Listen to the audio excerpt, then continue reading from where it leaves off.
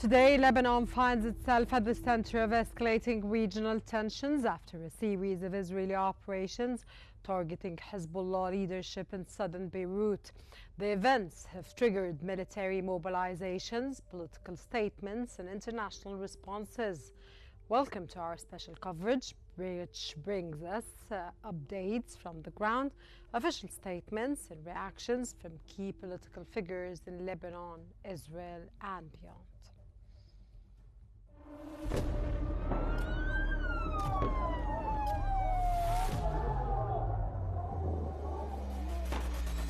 كل المستهدفين هن مدنيين. وضع شيء مرعب، شيء بخوف.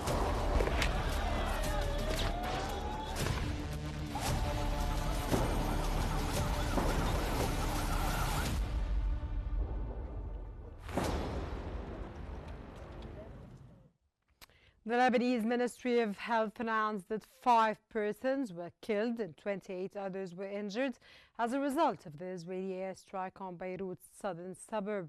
The Israeli government stated that Prime Minister Benjamin Netanyahu ordered the operation in Beirut's southern suburb, noting that Hezbollah is actively working to violate the understandings between Israel and Lebanon.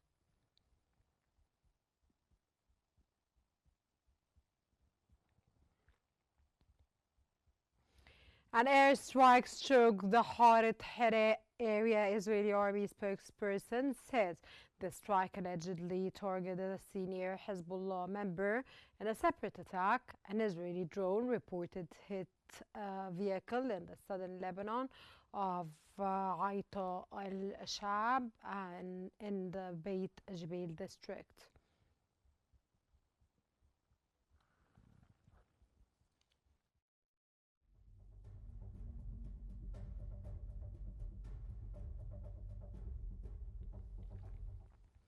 Lebanese President Joseph Aoun affirmed that Israel's targeting of the southern suburb is yet another indication that it disregards repeat calls to halt its assaults.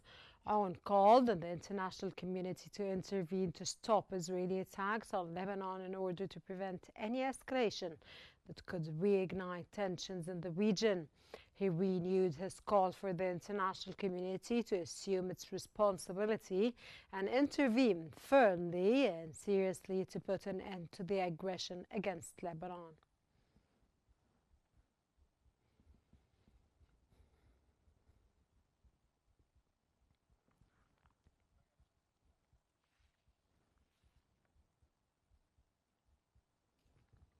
For further analysis on the latest developments in Lebanon, we're joined from Paris by international law professor Majid Boudin.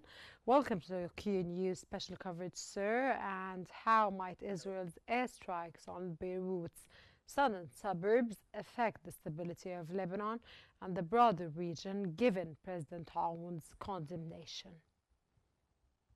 It's clear that the Israeli attack on the Lebanese territory is a violation of the sovereignty of Lebanon, and it's a violation of international law. And by consequence, Israel must stop, withdraw from this action and correct it and make the undertaking to not repeat it again. This is what international law says in this matter. But in fact, Israel is not respecting international law at all. And it's in reality,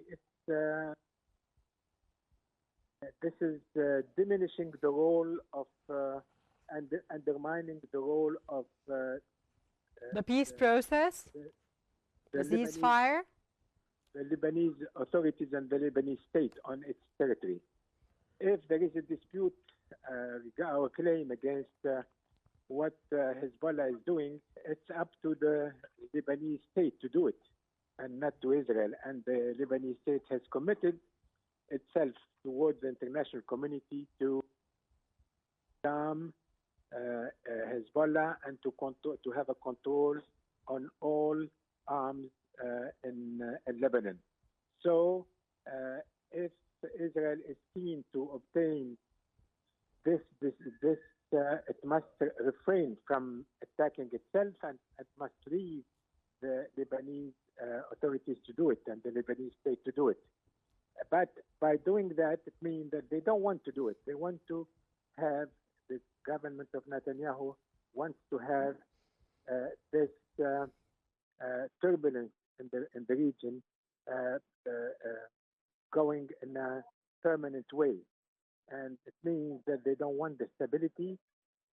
And now the international community must remind Israel and put pressure positively on Israel to let the Lebanese state do its duty and disarm Hezbollah and maintain a peaceful situation between Lebanon and Israel. Sir, what are the potential diplomatic implications of Israel conducting the strike without prior notification to the United States, despite Washington's general awareness of possible escalations? This is the behavior of the Netanyahu government. They don't show by acting in this way that they are keen to obtain. Sorry, sir, to interrupt you. If this is Netanyahu's attitude, how will Washington abide to this, or how will Washington interact with what's taking place? Washington has an obligation, and even politically, of course, under international law, but also politically, if they want to have the peace process initiated with the agreement of Sharm el-Sheikh to obtain from Israel, to refrain from these actions, and to let the Lebanese state do and exercise its own sovereignty on its state and its commitment towards the international community, because the Lebanese state has committed itself to disarm Hezbollah. So they don't give him, they don't give the government of Lebanon the possibility to do what he is committed to do. So it means that the government of Netanyahu doesn't want the Lebanese state to do his job, and they want to take this as an excuse to continue to destabilize the region. And if by doing that, it means that they are not behaving. Okay, sir, till now it's not yet confirmed that Washington knew what took place beforehand? Washington has the obligation now to obtain from Netanyahu government to stop this aggression against the Lebanese territory and let the Lebanese state disarm Hezbollah. To what extent does Israel's targeting of Hezbollah leadership reflect its broader strategy for countering the group, and what risks could this pose for escalation, sir?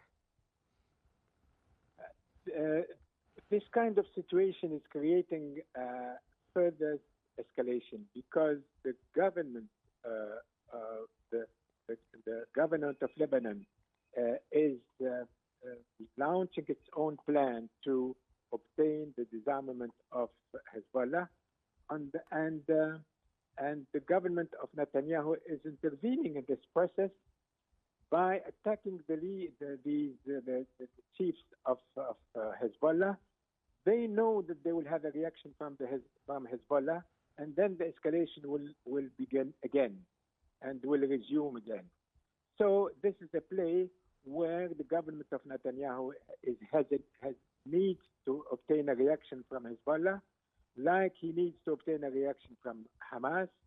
And Hamas, they need a reaction from Netanyahu, and Hezbollah, they need a reaction from Netanyahu. And this is a circle, a negative circle going on, and this is what we call an escalation. But Netanyahu government had the key to stop this escalation. They don't want to use it.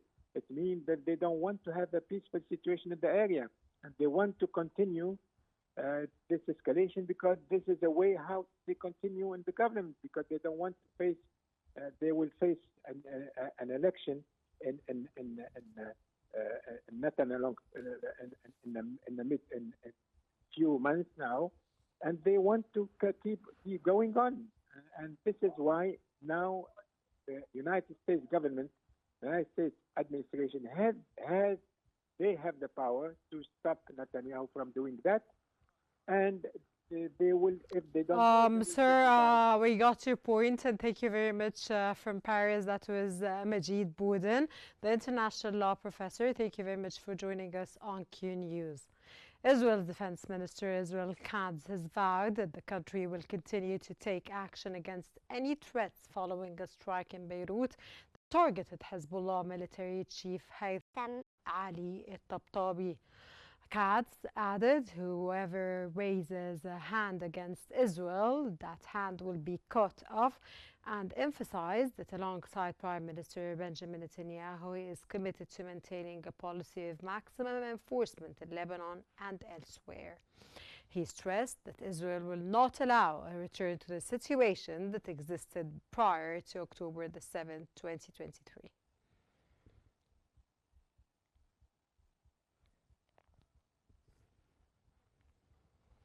Israeli Prime Minister Benjamin Netanyahu said Israel will continue targeting Hezbollah and Hamas in response to ceasefire violations.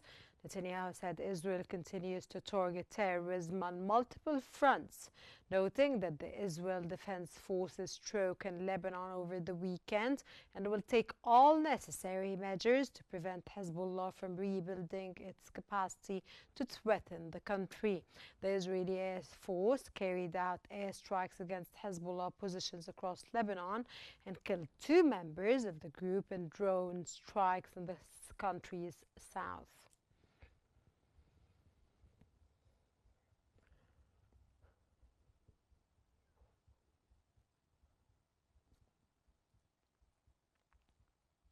And for further analysis, we're joined from Beirut by the Lebanese Parliament member, Dr. Najat Aoun Saliba. A very warm welcome to our distinguished guest, and it's a pleasure to have you with us today. How do you assess the immediate political and security impact of today's Israeli airstrikes on southern Lebanon? Good evening to you and to your viewers. Thank you for inviting me. Definitely today's strike is a complete violation of the ceasefire 1701. It's not a single violation. They have committed over 5,000 violations since they have signed the peace agreement or the ceasefire agreement. Also, what happened today is very dangerous because the area is densely populated, and it's a Sunday where most of the people have taken a day off and have gone to actually take a break, and they had to rush home in addition to seeing a lot of casualties happening at the place of the strike. So having said that, we condemn everything that Israel is doing, not only in Beirut today, but also in the villages in South Lebanon and in the Bekaa. This is extremely dangerous, but at the same time, we call and we continue to support the President and the Prime Minister in their diplomatic efforts to find solutions for these violations. And these violations... What solutions do you think would be on the table, Ms. Najat? The solutions are evident, and the Prime Minister and the President have repeatedly asked the international community to put pressure on Israel to withdraw and stop all the violations. We need to continue pushing on the diplomatic efforts, but we also need to be very strong and united inside Lebanon. From here, I can say that Hezbollah has singled out its own decision to put everyone in Lebanon in danger and to put all the people and to put all the country under destruction. The Hezbollah, the militia, is not now complying to what they have signed on the ministerial cabinet proclamation when they took office, and they have not complying or honoring the ceasefire agreement be in such a way that they need to withdraw and they need to submit all their weapons. So the president has repeatedly said they want that the weapons and the decision of war and peace is only in the hands of the Lebanese army forces and all the other state forces. And at the same time, the prime minister has issued this decision to actually force Hezbollah to turn their weapons into to the Lebanese armed forces. So any violations of these agreements and any objection to the decision that the prime minister and the president have taken is going to weaken our position vis-a-vis the international community to actually exert pressure on Israel to withdraw and stop all the violations. Hezbollah is not supposed to continue taking any decision on their own. We all, as Lebanese people, have to rally behind our state, behind our government, so that we strengthen the position of the president and the prime minister, and we continue pushing for diplomatic efforts to save the Lebanese people and save the sovereignty of this country. What steps should the Lebanese government take to protect civilians and prevent further escalation, other than what you just mentioned, Ms. Nagate, about, of course, that Hezbollah should stop taking actions without without going back at least to the leadership of the country? I think today what they need to do is also, call the Iranian ambassador and ask him not to interfere anymore with our Who is going to call the Iranian ambassador? I'm sorry. You know, the Minister of Foreign Affairs have in the past called the Iranian ambassador and asked him to stop interfering with the decision that the Lebanese state is taking. And today, because the Iranian ambassador has issued a statement also interfering with our sovereignty, he should be called again to actually ask him not to interfere, and Iran needs to stop interfering with our decision. And at the same time, the Lebanese armed forces needs to continue its efforts to bring all the weaponries under its jurisdiction and its responsibility. So the government is doing its job. It's taken some time because there is a resistance from Hezbollah to comply. However, this is putting everyone at risk. This is putting the sovereignty of the country at risk. We need to call Iran to stop interfering with our decisions, and we need to ask Hezbollah to comply with what the state, represented by the prime minister and the president of the state, to comply with their decision and to actually put hands in hands efforts with all the Lebanese people to build a sovereign state so that we can push for diplomatic effort and Israel withdraws from all the territories that we have. In your view, how prepared is the Lebanese army to respond to repeated cross-border strikes? This is a decision that has to be taken by the president and by the cabinet. This is not a decision that I can comment. I can make any comment about. The Lebanese armed forces have been in contact and in discussion with all the people who are responsible to make such a decision, and we leave it up to them to do that. What role should regional and international actors play in preventing further Israeli aggression? Again, I mean, there are two sides of the decision. We need to show that we are a sovereign state. We have one decision. We have one word altogether behind the state. That's our responsibility. At the same time, there is a responsibility from the international community to condemn Israel and all the violation and the killing that is happening on our territory. So there is a great role. We call on the international community to actually look at Lebanon and look at the massacres that are happening on daily basis. But at the same time, we don't want to hide behind or swayed away from our responsibilities. We understand that we need to strengthen the state in order to strengthen the position of the Prime Minister and the President to make the wise decision and the strong decision in order to call for everybody to help us put pressure on Israel to withdraw from the territories of Lebanon. Do you foresee any changes in Lebanon's security policies or defense strategies following today's events?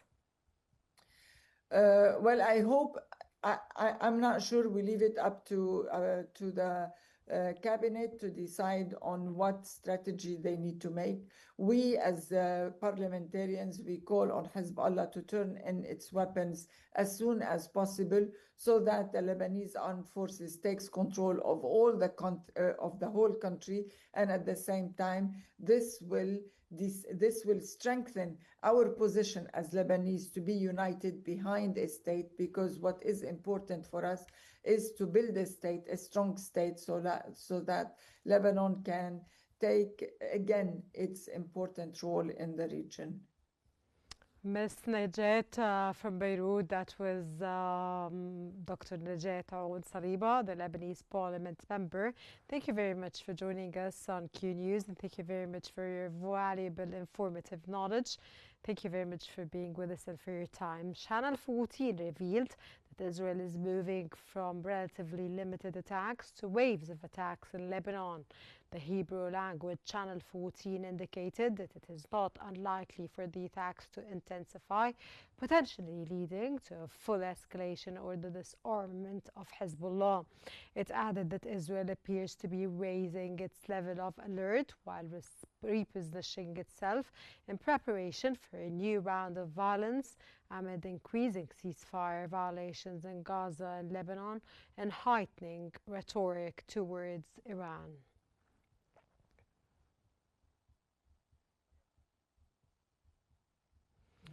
Israeli sources reported that senior Hezbollah commander Haytham Tabtabi was the figure targeted by the Israeli occupation in Beirut's southern suburb. Media outlet described Haytham Tabtabi, known as Abu Ali, as the second in command in the party after Deputy Secretary General Naim Qassem. Initial information indicates that Tabtabi holds a high-level military position within Hezbollah and has previously held military responsibilities in Syria and Yemen.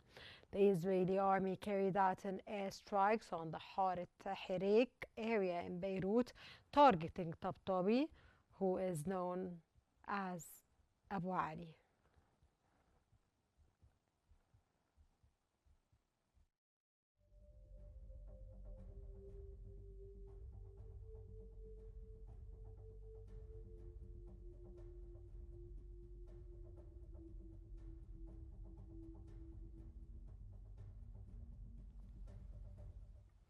Israel Channel 12 reported that authorities have not changed the instructions from residents of northern Israel following the assassination operation in Beirut's southern suburb. Hebrew media, citing its security official, stated that missile defense systems have been placed on the high alert following the attack in Beirut.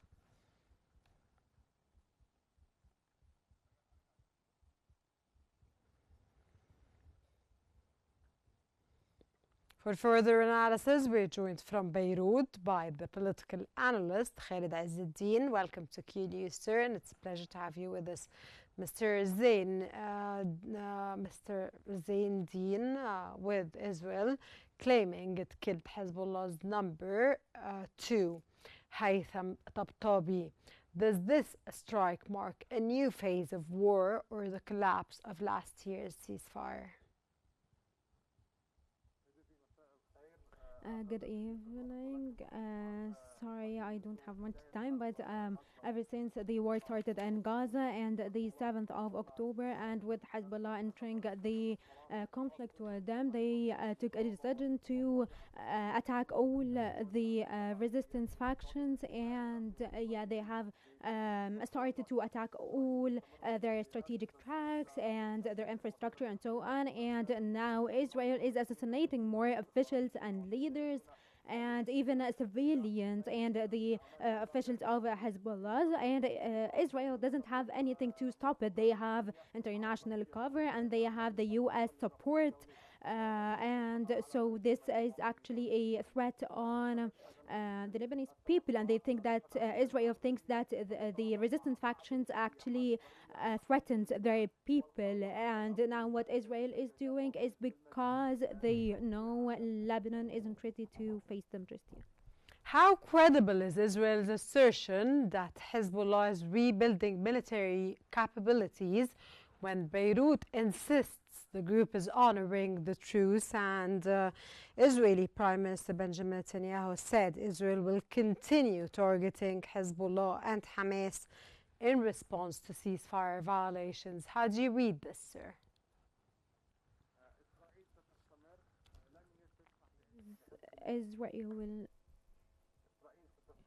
Israel will keep on with the strikes and raids. They will not allow Hezbollah to rebuild and to get new arms and to reform after all the losses that they have endured. So yes, not Hezbollah, Hamas, Houthis, and even in Iraq, the factions like Abu Fadl al-Abbas and the Iraqi Hezbollah. The Israel has actually took a decision to destroy all the factions, and I'm so sorry. I have to leave. Given the strike hit a densely populated residential building in Haret Hiraq, is Israel now openly targeting Hezbollah leadership inside civilian zones?